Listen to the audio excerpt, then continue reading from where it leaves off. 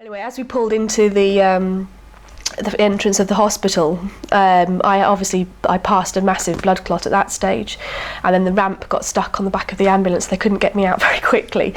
But even so, I was sort of just lying there thinking, okay, something is happening here.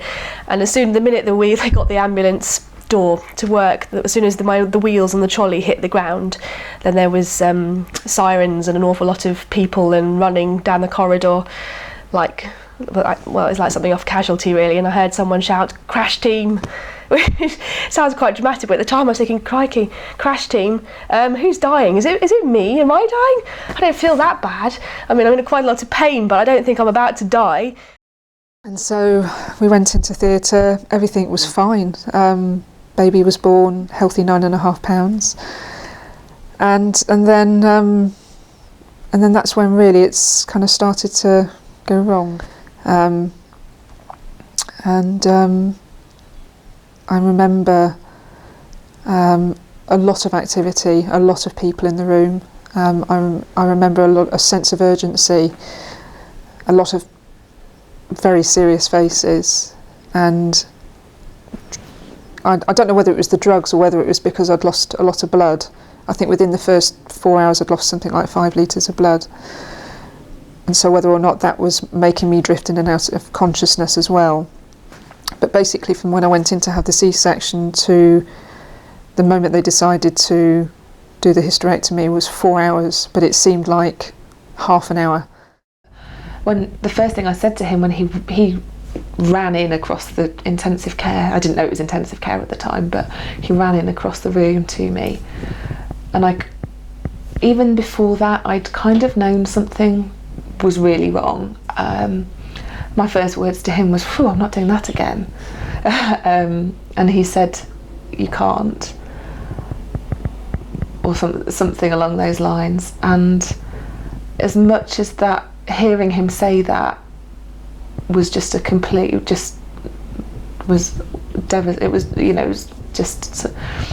was just devastating to hear that. I kind of knew that had happened. It was an awful experience to wake up and you've had a baby, you can't see the baby. She was in the neonatal unit. I couldn't see her because it wasn't even on the same side of the hospital. I woke up, my husband wasn't there because it wasn't visiting times and they weren't flexible. But they kept saying, you'll look forward to seeing your son, and I thought, what son? What do you mean? Didn't really mean a lot to me.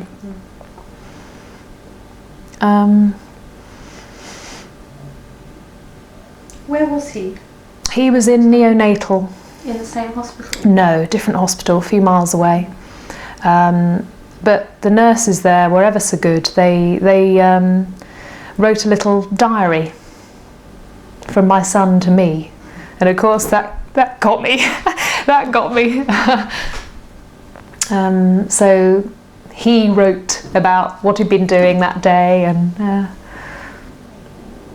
but it was not real to me. And my partner showed me photographs, and I actually said, "Have you got the right baby?" I didn't recognise him.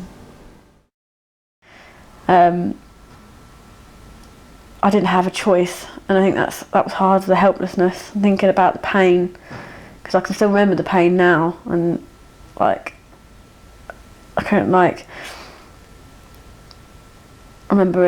got told as well that if I'd have been left an hour more upstairs, I'd be dead now.